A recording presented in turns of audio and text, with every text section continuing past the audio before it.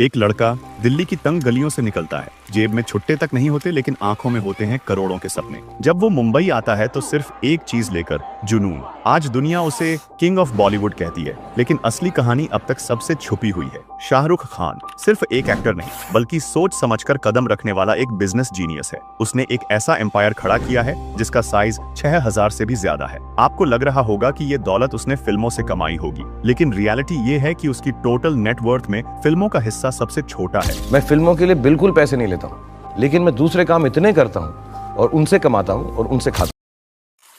SRK Delhi के राजेंद्र नगर की एक मिडिल क्लास फैमिली से बिलोंग करते थे। एसआरके जब 15 साल के थे तो उनके सिर से पिता का साया उठ गया था, जिस वजह से उनकी फैमिली की फाइनेंशियल कंडीशन कुछ खास अच्छी नहीं रही। किसी तरह एसआरके ने जब 22 साल की उम्र में 1988 में हांसराज कॉलेज से ग्रेजुएशन कंप्लीट किया, तो अगले 2-3 साल तक उन्होंने छोटे मोटे सीरियल्स और टीवी शो में काम किया। क्योंकि एसआरके शुरू से ही एक्टिंग को लेकर पैशनेट थे, इसलिए उन्होंने मुंबई जाने का फैसला किया। ये बता, तू मुंबई क्यों जा रहा है? किसी की तलाश में। किसकी? कामयाबी की। और फिर क्या, अप्रैल 1991 में सिटी ऑफ ड्रीम्स यानी मुंबई में एसआरके की एंट्री हो चुकी थी। चूंकि एसआरके पहले ही कुछ टीवी शोज और सीरियल्स में काम कर चुके थे, इसलिए उनकी एक्टिंग और हार्ड वर्क को देखते हुए उन्हें पहले ही साल कई फिल्मों के ऑफर्स आने लगे। उन्हें उसी साल दीवाना, राजू बान गाया जेंटलमैन, चमातकर और दिल आशना हाय जैसी 4 फिल्में साइन करनी पड़ी। और अगले ही साल 1992 में जब एसआरके की पहली फिल्म दीवाना रिलीज हुई, तो जैसे थिएटर में आग लग गई। फिल्म सुपरहिट साबित हुई। इसी तरह 1998 तक एसआरके ने बाजीगर, डार, कभी हां कभी ना, करण अर्जुन और दिलवाले दुल्हनिया ले जाएंगे जैसी ढेरों हिट फिल्मों से खुद को बॉलीवुड के सबसे बड़े सितारों में शामिल कर लिया। लेकिन जहां एक तरफ शाहरुख का करियर अपने पीक पर था, वहीं दूसरी ओर अमिताभ बच्चन, जो 70 के दशक एक के बाद एक हिट दे रहे थे, उनका करियर अपने लोवेस्ट फेज में था। ये बात शाहरुख खान को बहुत जल्दी समझ आ गई थी कि फिल्म इंडस्ट्री एक बहुत जोखिम भरा करियर पाथ है। अगर आज उनका करियर पीक पर है तो डाउनफॉल आने में देर नहीं लगेगी। इसीलिए एसआरके का माइंडसेट और विजन बिजनेस की तरफ शिफ्ट हुआ और उन्होंने फिल्म प्रोडक्शन का बिजनेस करने का फैसला किया। लेकिन यही फैसला उनकी लाइफ की सबसे बड़ी गलती साबित होने वाला था। आखिर ऐसा क्या हुआ कि एसआरके को अगले कुछ ही सालों में फिल्म प्रोडक्शन का बिजनेस बंद करना पड़ा?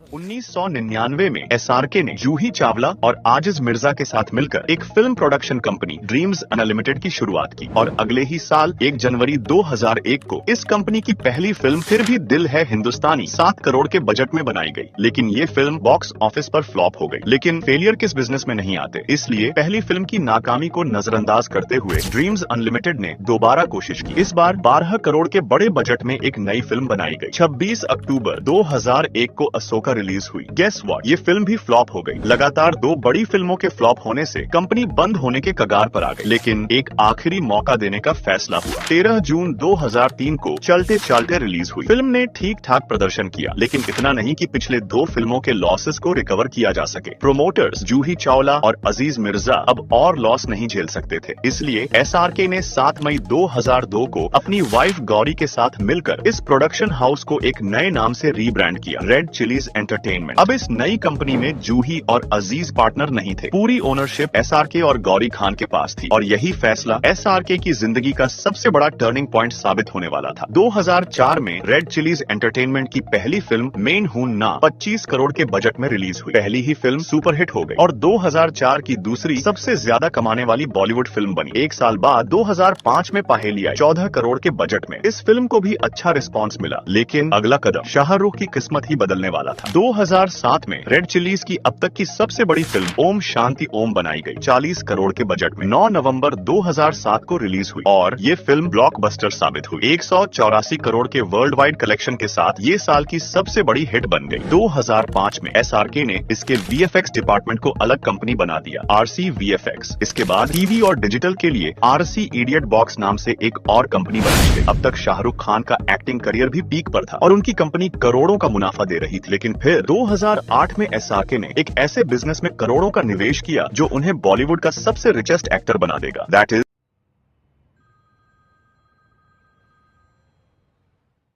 जब 2008 में बीसीसीआई ने आईपीएल लॉन्च किया तो शाहरुख ने 75 करोड़ में केकेआर की फ्रेंचाइजी खरीद ली। लेकिन यहाँ एसआरके ने जैसा सोचा था वैसा कुछ नहीं हुआ। जब केकेआर को 2008 में मैदान में उतारा गया तो टीम का प्रदर्शन बेहद खराब रहा और उन्हें हार का सामना करना पड़ा। 2009 में भी केकेआर हार और 2010 में फिर से हारकर वापस लौटी। लगातार 3 साल हारने के बाद केकेआर तो बस एक मजाक बनकर रह गई। फिर आया 2011। एसआरके ने 11 करोड़ रुपए में गौतम गंभीर को खरीदा और टीम का कप्तान बना दिया और यहीं से केकेआर का पूरा फ्यूचर बदलने वाला था। 2012 में गंभीर की कप्तानी में केकेआर ने अपनी पहली आईपीएल ट्रॉफी जीती और 2014 में दोबारा मैदान में झंडा लहराया और दूसरी बार आईपीएल जीती। लेकिन थोड़ी ही देर बाद वानखेड़े स्टेडियम में एसआरके और बीसीसीआई के एक गार्ड के बीच टकराव हो गया, या यूं कहो एसआरके का दिल्ली वाला रूप बाहर आ गया। 17 मई को वानखेड़े स्टेडियम में काफी गुस्सा कर दिया था। तो वहाँ एक इंसान थे जिन्होंने कुछ थोड़ा सा ऐसा शब्द यूज किया जो मुझे हिंदी दिल्ली वाला होने के हिसाब से गाली लगा,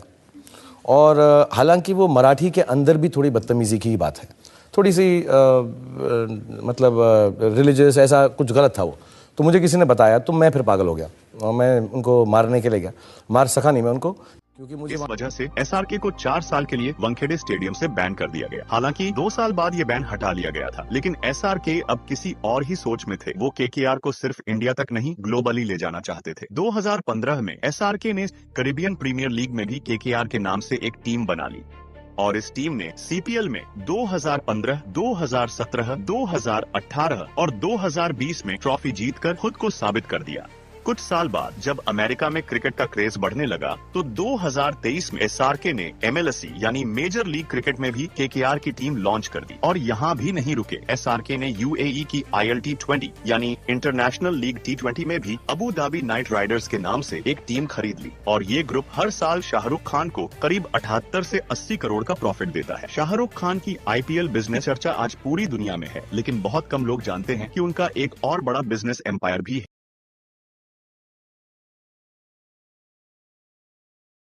एसआरके की रियल एस्टेट की बात हो और मन्नत का जिक्र ना हो, ऐसा हो ही नहीं सकता। बात है साल 2001 की, जब एसआरके बॉलीवुड के एक जाने माने सुपरस्टार बन चुके थे। उस वक्त उनकी नेटवर्थ लगभग 250 से 300 करोड़ के आसपास थी। उसी दौरान एक बंगला जिसका नाम था विला वियना, जिसके मालिक थे नरीन दुबाश, ये बंगला शाहरुख खान को पहली ही नजर में पसंद आ गया और उन्होंने इसे 13 करोड़ में खरीद लिया। बाद में इसका नाम बदलकर रखा गया मन्नत, जो आज सिर्फ एक घर नहीं बल्कि एसआरके की पहचान बन चुका है। आज मन्नत की कीमत 200 करोड़ से भी ज्यादा बताई जाती है, लेकिन ये तो सिर्फ शुरुआत थी। 2007 में एसआरके ने पाल्म जुमेराह दुबई में भी एक आलीशान विला खरीदा। उस समय इस विला की कीमत 100 करोड़ थी और आज इसकी वैल्यू 200 से 250 करोड़ के बीच बताई जाती है। पर बात यहीं खत्म नहीं होती। 2008 में एसआरके ने दुबई की एक luxury real estate company Nakheel properties के साथ मिलकर एक बड़ा प्रोजेक्ट शुरू किया। इसमें उन्होंने करीब $200 मिलियन यानी लगभग 1500 करोड़ रुपए का इन्वेस्टमेंट किया। लेकिन उसी साल आया ग्लोबल फाइनेंशियल क्राइसिस और ये प्रोजेक्ट सिर्फ एक सपना बनकर रह गया। एसआरके ने कुछ सालों बाद इसे दोबारा रिवाइव करने की कोशिश की, लेकिन वो कोशिश भी नाकाम रही और अंत में ये प्रोजेक्ट बंद कर दिया गया।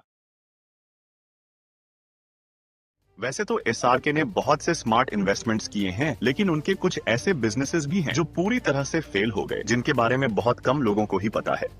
किड्जानिया एक एडुटेनमेंट थीम पार्क है। सिंपल शब्दों में कहा जाए, बच्चे यहाँ खेल खेल में अलग अलग करियर ऑप्शंस को एक्सप्लोर कर सकते हैं। एसआरके इस कंपनी में 26% स्टेक ओन करते हैं, जो कि इसे एक मेजर शेयर होल्डर बनाता है। इसके अलावा एसआरके ने सोशल मीडिया प्लेटफॉर्म मीरकेट में भी इन्वेस्टमेंट किया। मीरकेट 2015 में लॉन्च हुआ एक लाइव स्ट्रीमिंग प्लेटफॉर्म था, जो यूजर्स को लाइव स्ट्रीम्स के जरिए ऑडियंस से कनेक्ट करने का मौका देता था। लेकिन मीरकेट को स्नैपचैट लाइव स्टोरीज और पेरिस्कोप जैसे प्लेटफॉर्म से जबरदस्त कंपटीशन मिला और इसी वजह से ये प्लेटफॉर्म ज्यादा आगे नहीं बढ़ पाया। पर शाहरुख के इन्वेस्टमेंट्स और बिजनेसेस यहीं खत्म नहीं होते। ऐसे कई इन्वेस्टमेंट्स हैं जिनके बारे में पब्लिकली कोई जानकारी उपलब्ध नहीं है। ठीक इसी तरह इस चैनल के वीडियो भी यहीं खत्म नहीं होते। नेक्स्ट संडे एक और बॉलीवुड के बड़े सुपरस्टार पर एक और इन डीप थॉट डॉक्यूमेंट्री वीडियो आने वाली है। तो अगर आपने अभी तक चैनल सब्सक्राइब नहीं किया है तो कर सकते हो।